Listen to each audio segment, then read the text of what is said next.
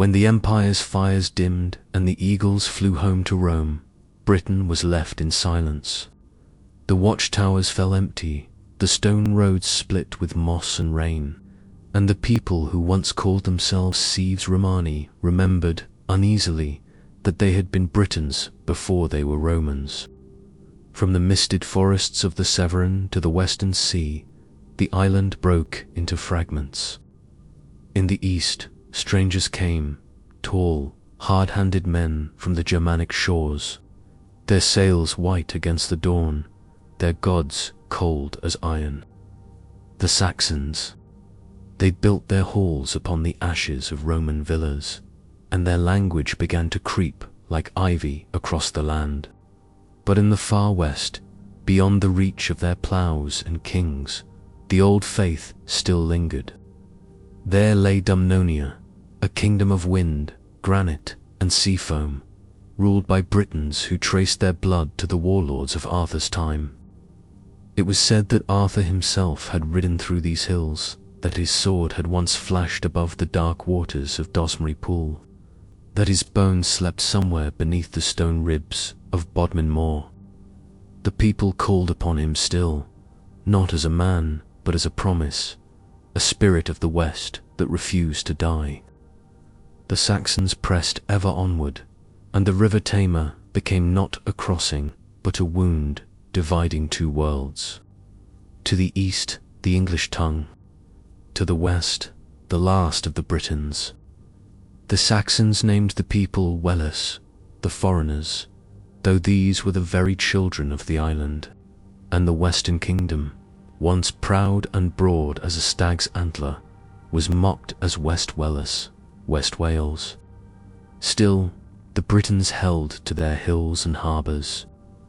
They built oratories of stone, no larger than a shepherd's hut, and carved crosses into the cliffs where the gulls screamed. Saints came from across the sea, Piron, Petroc, Ia, and Samson, sailing from Armorica, the land that men began to call Brise, Brittany. There too, the old Britons had fled, carrying their language and their faith across the narrow waters. Between Kernow and Brise, the ships moved like prayers, carrying relics, pilgrims, and tales of home. The sea was no barrier, but a silver thread binding two remnants of a broken people. At last, the Saxons looked upon the far western peninsula, that rugged land of cliffs and standing stones, and called it Cornwallis, the Horn of the Welsh, a name half insult, half acknowledgement, for in that horn of land the Britons endured.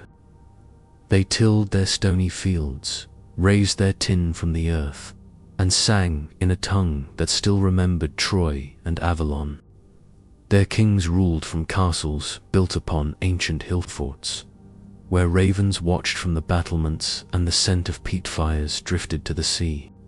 And though the Saxons claimed the valleys of Devon and Somerset, they could never tame the wild peninsula. It was too steeped in the memory of older gods. The stones themselves seemed to whisper, and every well had a saint's name or a spirit's secret.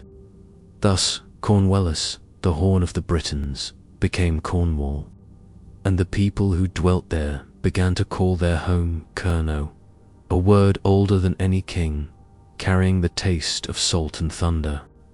For a time, the tongue of Cornwall still sang with that of Wales.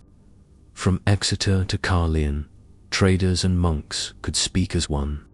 But as the Norman shadow fell over England, the old languages began to fade.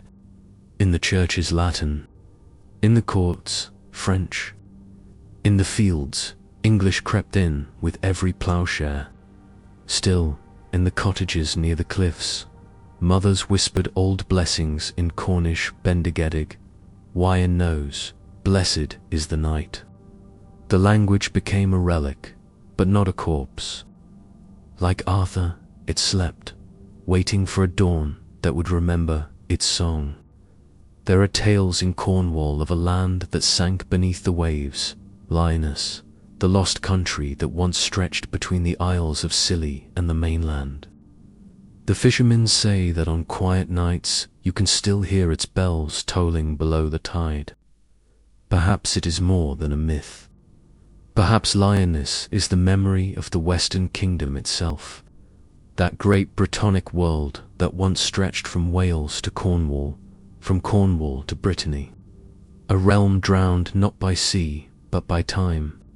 And so, West Wales became a name on a monk's map, fading like ink in the rain. Cornwall rose in its place, first as a frontier, then as a mystery, then as a heart that would not stop beating. For in every stone cross, in every Cornish saint's name, in every legend of Tristan, Mark, and Arthur, the old Britons endure. Their exile became their kingdom, their language became their prayer, their horn of land became their crown, and when the sea roars against Tintagel's cliffs, it is said the wind carries their words still. We were the first, and we shall be the last, for the West remembers.